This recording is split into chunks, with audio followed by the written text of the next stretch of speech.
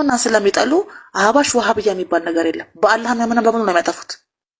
ነባር ሙስሊም ናቸው አንነካቸውም እንደማይሉ ታውቃለህ። ጦርነት ቢነሳ የህዝብ ቀምጦች ዛሬ ፖለቲካ ሲሰሩ እነሱ ነባር ሙስሊም ናቸው ለዘብተኛ ናቸው ተዋቸው ይላል።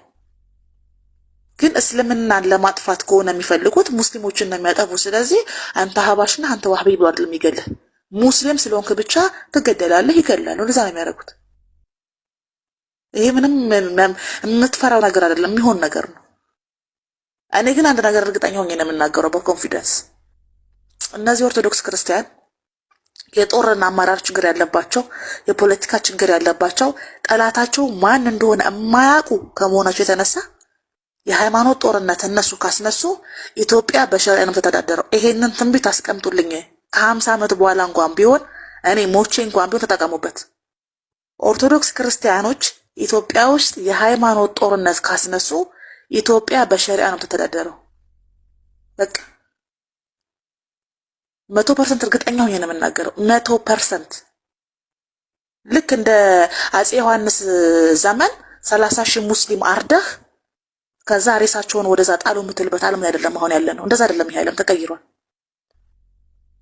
ሞክሩ። እናንተ አለኝ የምትሉትን ታቦትን ይዛችሁ ወታችሁ ተዋጉ። ሙስሊምን አጠፋለሁ፣ እስልምናን አጠፋለሁ፣ ሰዎች የተባሉ ነገሮች በሙሉ ኦርቶዶክስ መሆን አለባችሁ ብላችሁ ኦርቶዶክስ ሀገር ትገዛለች ብላችሁ ጦርነት ከጀመራችሁ ኢትዮጵያ በሸሪዓ የምትገዛው ያኔ ነው። ሞክሩ። በቃ እኔ እርግጠኛ ነኝ የምናገር ይሄን የራሴን ያህል እርግጠኛ ነኝ የምናገረው። ከ50 ዓመትም በኋላ ይሁን ከ30 ዓመትም በኋላ ይሁን ኢቭን ከ100 ዓመት በኋላ ራሱ ቢሆን ኦርቶዶክስ ቤተክርስቲያን ኢትዮጵያን በኦርቶዶክስ ፍልስፍና አስተዳድራለሁ ብላ ሃይማኖታዊ ጦርነት ካስነሳች ኢትዮጵያ በሸሪዓ ነው የምትተዳደረው። ይሄንን ማሰብ አለባችሁ። ምክንያቱም ቤዝመንታችሁ ጥላቻ ላይ ብቻ የተመሰረተ ነው።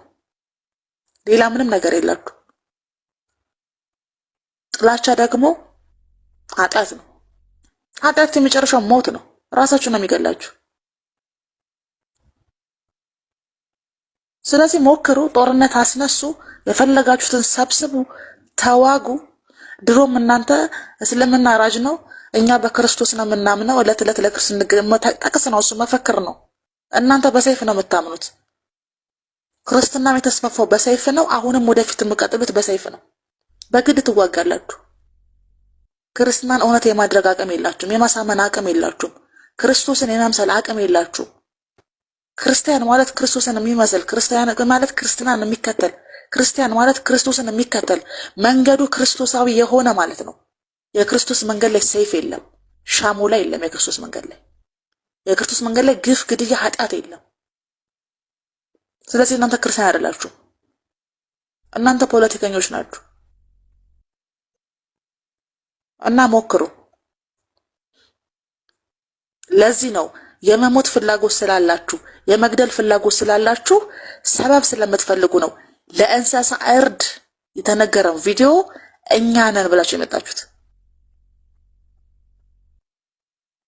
ስለ ጂሃድ አውርቶ በጦርነት ውስጥ ስለሚደረጉ ግድያዎች አውርቶ የገደልከው ጠላትህ እንኳን ቢሆን ካፊር እንኳን ቢሆን በክብር ገድለህ በክብር ቅበረው የሚልን ሜሴጅ ቆርጣችሁ ስለ እንስሳ አርድ፣ እንስሳ ስታርድ እንዳይሰቃይ ቢላ ሞርደህ ረደው የሚልን ቪዲዮ ቆርጣችሁ ክርስቲያንን ለማረድ ቢላ ሳል ብሎ መጥቷል፣ እንዘጋጅ፣ ምንድነው የምንጠብቀው አላችሁ። ለምን? ሰበብ ስለምትፈልጉ። ምንም አትጠብቁ፣ ተዘጋጁ፣ ታጠቁ፣ ተኩሱ፣ ጀምሩ። የእያንዳንዱ የቤተ ክርስቲያናችሁ መስቀል ጨረቃ ነው የሚሆነው። ከዛ በኋላ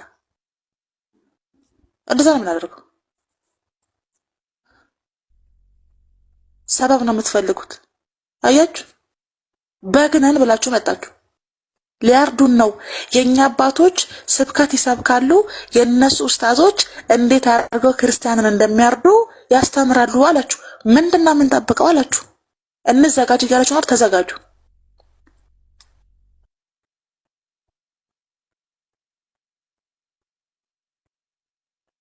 ምን ያህል መሞት ቢናፍቃችሁ፣ ምን ያህል መገደል ቢናፍቃችሁ ነው እኛ ክርስቲያን እንስሳ ነን፣ እኛ ስለማረድ ነው ቢላ ሞርዱ ያለው ብላችሁ የመጣችሁት።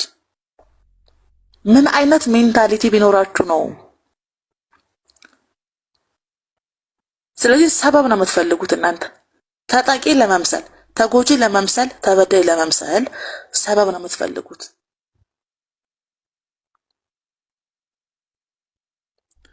ኦፓልን ጌታ አገኛት ስለካ መሐመድ ነው። ማን ነው ጌታ?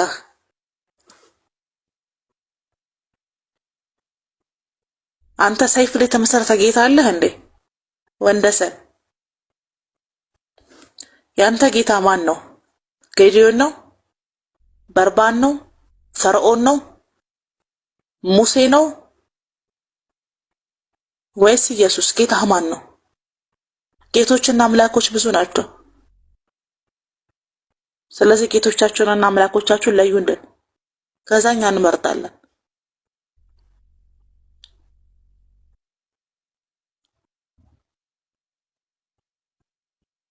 ጥልም በመስቀሉ ገደለ ብለህ ሰይፍህን እየሞረድክ ጌታና መሐመድ ብለህ ታነጻጽራለህ። ቀልደኛ፣ ቀልድ አይጠገብም እባክህ። እንጨት እንጨት ነው የሚለው። በጣም እኮ ነው የምታስቡት።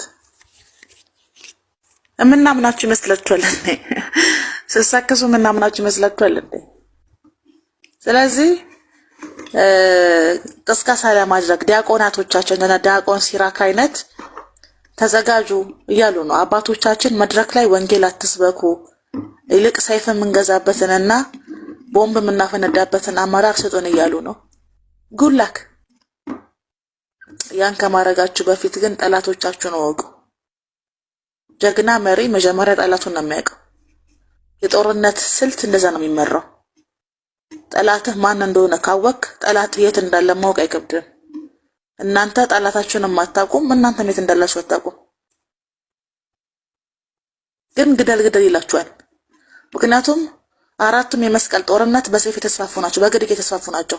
አምስተኛውን ደግሞ እናንተ ማስቀጠል ትፈልጋላችሁ። ለዛ ነው ግደሉ ግደሉ የሚሏችሁ። በህይወት እያላችሁ ሞትን ትላላችሁ፣ እየተሳደባችሁ ሰደቡን ትላላችሁ፣ እየገደላችሁ ገደሉን ትላላችሁ። ከዛ እንዘጋጅ፣ እንደራጅ፣ እንዋጋ ትላላችሁ። ማንን ነው የምትወጉ ስትባሉ ሙስሊምን፣ ማንን ነው የምትወጉ ስትባሉ መንግስትን፣ ማንን ነው የምትወጉ ሲኖዶስን። የሚገለም መንግስት ነው የሚያስገድል ሲኖዶስ ነው ብላችሁ ከማሰብ በላይ የሞተ አስተሳሰብ በዓለም ላይ የለም። ስለዚህ በርቱ፣ ተበራቱ። ወሂድ ቀይ መስመራችን ነው። እኔ ጋር ኮመንት ምን ይሰራል? ወሂድ ቀይ መስመር ስማችሁ እንደዛ ማድረግ አለባችሁ ወይ? ባዮ ላይ ያስቀምጠው እንጂ እኔ ጋር ኮመንት መጻፋችሁ ምንድነው ትርጉሙ? ትርጉሙ ምንድነው?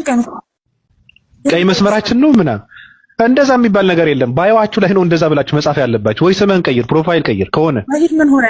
ምንም አልሆነም። ተካህኒ ምን ሆነ? ኧረ ምንም አይሆንም። አንበሳ በአይጦች መንደር ምን ይሆናል? የወሂድ ትሬንድ የሚጀምሩት አንበሳ በአይጦች መንደር ምን ይሆናል? አይጦች ይጨፈልቃሉ። ትሬንድ ልትቀላቀሉ ነው?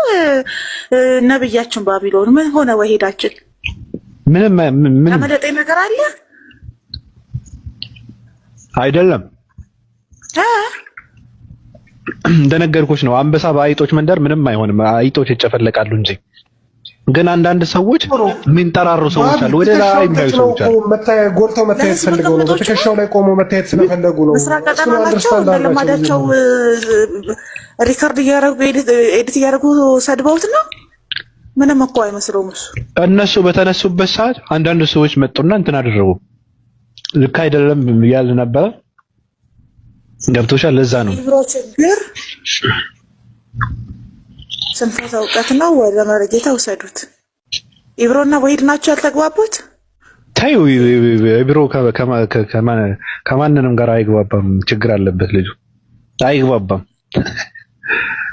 አይ ወንድማማቾች ከሆኑ ተጣሉት። ከምስራቅ ቀጠና ጋር የማይገናኝ ከሆነ ምንም አይሆንም። ታዋቸው እኔ ግን ምክንያታቸው እኮ ይገባኛል።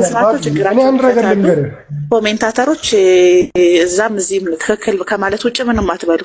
እናንተ እንደተለመደው ኡስታዝ ጋም ስገቡ ትክክል በሉ፣ ኢብሮ ጋም ስገቡ ትክክል በሉ፣ ራስም ታትገቡ ትክክል በሉ። አሁን እንተመጣጣሪ ኦፓ አይደለም። እኔ ወገንተኝነት አይደለም። እኔ ራስ ምታት አላውቀውም። እውነት ለመናገር ማለት ሲናገር ሰምቼው አላውቅም። እኔ ኢብሮንም ራስ መታተንም ወይ ኡስታዝንም ስለማውቃቸው ሶስቱንም ማወቁ ይሻላል ለምርጫም ለመወሰንም። እኔ ከላይ ከምናየው ነገር ከሆነ ኢብሮ እተቴ ነው። ኢብሮ ዝም ብሎ እንትን ነው በቃ ቀሚስ መጉተት ይፈልጋል። በእውነት ችግር አለበት። ጠንካራ ሰው ነው ባብዬ። በቃ ካላወቃቸው በቃ እዚህ ጋር እንትን አድርገኝ። በቃ እዚህ ጋር ስለ እንትና እናወራ። በቃ እኔ ከመተኛቴ በፊት ስለ በጎቹ ሐሳብ ሰጥቼ በዚህ ጉዳይ ላይ አንድ ነገር ማለት አለብኝ። ጀስቲስ ላውራበት ኦፒ በዚህ ጉዳይ አንድ ነገር ማለት አለብኝ። ይኸውልሽ መታወቅ ያለበት ነገር እኔ ሁለት ነገር ልበላ መጀመሪያ። ሃይ ካሊበር ነው ብዬ እኮ ነው ዜና ወይ ቀደም ከፍለውህ ነበር። አሁን የከፈሉን ሲወስዱብህ በግነትህን አመንክ። አልቀበልም። እናንተ በግ አይደላችሁም ብለህ ቀደም ትግሌን ጠልፈህብኛል። መሬት አይቀበልህ እንዴ ደፋር። ለማንኛውም ብያለሁ መጀመሪያ ቀደም እያማማቅ ነው በግ አይደለህም አለ። አሁን ደግሞ ብለህ ትመጣለህ ይሄ አይደል እንደሚገርመው ቢላዬ እንዴ ቀደም እያማማቅ ነው እንደዛው ነን። ሞቆ እያለ በግ አይደለንም ሰው ነን አልክ። ተከፍሎ ነበር ቀደም አልቆ ነው ብሩ ባላንሱ ማለት ፈልጌ ነበር። እሺ እኔ ለኢብራሂም ትንሽ ነው እኔ የምናገረው። ኢብራሂም ከኡስታዜ ጋር ችግሩን መፍታት ቢፈልግ እውነት ለመናገር በውስጥ ማውራት ይችል ነበረ። ኢብራሂም የፈለገው ችግርን መፍታት ሳይሆን እይታን ነው የፈለገው፣ ኡስታዝን ለማስጠቀስ ወይም ደግሞ ኡስታዝ እኮ ብዙ ሪከርድ ያደረጉትን ሰዎች አቻለሁ። ለምሳሌ እነዛ ሰፈር ያሉ ሰዎች ናቸው ያደረጉት ሪከርዱንና እኛ እኮ ድሮም ብለን ነበር ኡስታዙ ሄዱ ሸታም እንደሆነ እያሉ ነው ሪከርድ ያደረጉትን ሰው። ኢብራሂም ይሄን ነበር የፈለገው እንጂ እውነት ለመናገር ችግርን መፍታት ቢፈልግ ወንድሙ ነው። ኡስታዜ ደግሞ ችግርን ለመፍታት የሚያናግረው ሰው ካለ ኡስታዜ ደግሞ ፈቃደኛ ነው፣ እንደዛ ነገር ማድረግ ይችላል። እሱ የፈለገው በሚዲያ ኡስታዝን ለማስጠላት ነበረ፣ ለማስጠቀት ነበረ፣ አይሳካለትም። ወንድሙ ነው። ችግርን መፍታት ከፈለገ በዛ ይፍታ። ለይታ ከሆነ ግን አይሳካለትም። ይሄ ጥሩ አይደለም። እኛ ራሱ እገስት ላይ ሲገባ ኢብራሂም በቃ ሜንሽን እያደረግን አዛ እያደረግነው ነው። ምክንያቱም በቃ ከሚሰራው ነገር ጥሩ አይደለም የምታደርገው ስንለው ስልቡ ሌላ ነው። እኛ ራሱ በቃ እንድንጠላው አድርጎናል ማለት ነው። ወንድማችን ነው፣ ግን ከድርጊቱ አንጻር እንደዛ አይደረግም። ኡስታዝ ብዙ ያደረገ ነገር ነው፣ ብዙ እየሰራ ነው። 24 ሰዓቶችን ለስራ የመደበ ኡስታዝ ነው። ኡስታዝ ማለት እንደኛ አይደለም። ኡስታዝ እንደኛ እንደምናደርገው አይደለም፣ ብዙ የሰራ ሰው ነው። ስለዚህ ኡስታዝን በዚህ ልክ መናገር ተገቢ አይደለም። አመሰግናለሁ። እንግዲህ እንደ 665 ተቋም እኔ መግለጫ እንድንሰጥበት እንትን ብዬ ነበረ፣ ግን አንዳንድ አባላቶች እኔ አውቃቸዋለሁ፣ ሶስት ሰዎችን አውቃለሁ። የሚሰሩትን የደከሙበትን ያደረጉትን ያበረከቱትን ለሃይማኖታቸው አውቃለሁ የሚል ድምጽ ስለሰማው እንግዲህ የግል ድምጽ አሰማለሁ፣ የግሌ መግለጫ ማወጣለሁ። እኔ ምንድን ነው የተከበርክ ወገን ሆይ በቲክታክ መንደር የፈለኩትን እያወራው ስለፈለኩትን እንደፈለኩ እያመናጨኩ እንደፈለኩ ሆናለሁ የሚባል ነገር ስለሌለኛ እኔ ስለማልፈቅድ ወይ ጥፋ ወይ ስርዓት ገዝተህ በወንድሞችህ ስር ቁጭ ብለህ እየተማርክ አንተም ከፈለክ እያስተማርክ በፍቅር በትህትና ተስማምተህ የምትኖር ከሆነ ቀጥል። ካልሆነ ግን እኔ የግሌ መሳሪያዬ እንትን አድርጌ ጥቃት እፈጽምብሃለሁ። ካሁን በኋላ አላስፈላጊ ነገራቶችን አደርጋለሁ ብትል እኔ የግሌ የሆነ እንትን አደርግብሃለሁ። ስለዚህ መጠንቀቅ መቻል አለብህ። እኔ ነግሬሃለሁ፣ ማዕቀብ እየጣልኩብህ ነው። ካሁን በኋላ ስለማንንም ሰው ስለማይመጠንህ ካንተ በላይ ስለሆነ በእውቀት ከጭቃ ከሚሰራህ ሰው እመላለሳለሁ እንጠራራለሁ ብትል እኔ እርምጃ ወስድብሃለሁ። ስምን እየጠራው እንደ ደሮ ገነጣጥዬ እንደ ድልህ እየዳጥኩ ነው የምረማበድብህ። እዚህ ጋር ይሄ የግል መግለጫ ነው፣ የተቋሙ አይደለም። ስለዚህ ይህን ይመስላል።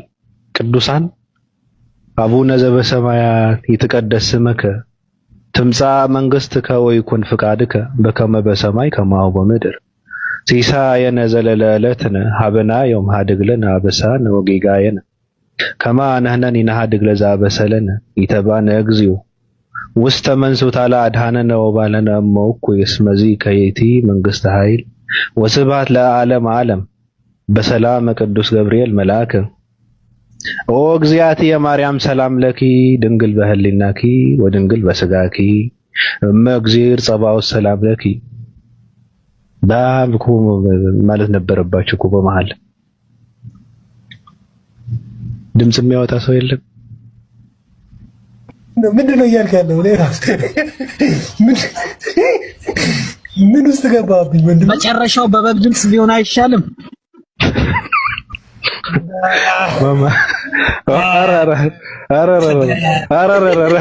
ወንድ ልጅ እና ከባድ እኮ ነው። ወንድ ልጅ ተው እንዴ እንደታነቀ በሬ እንትን እያላችሁ እኮ ነው። ወንድ ልጅ በማለት የለበትም። በጣም ነው እንትን የሚለው። ሴቶች ምናልባት ሴቶች ድምጻቸው ገዳይ ስለሆነ እነሱ ናቸው የሚያምርባቸው። ወንዶች ሁለተኛ በእንዳት እንዴ ህዝቡን ልትጨርሱት ነው እንዴ? ሊወድቅ ትንሽ የቀረውን ህዝብ በእናንተ ድምጽ እንዴት ነው? አይሆንም እኮ አይሆንም። የበሬዎችን ነገር ሲያጋጥም ነው ወንድ ልጅ ድምፁን ማሰማት ያለበት። ምን ሆናቸዋል? ወንድ የኦፓል ቲክቶክ የዘጋባት ቲክታክ በግ መሸጥ ጀመረች ብሎ ነው ሪፖርት ባንድ ያፈጣት። አይፈቀድም። እና እንስሳዎችን ቲክታክ እንዲጠቀሙበት እንዲፈነጩበት ፈልጋላችሁ እንዴ እናንተስ?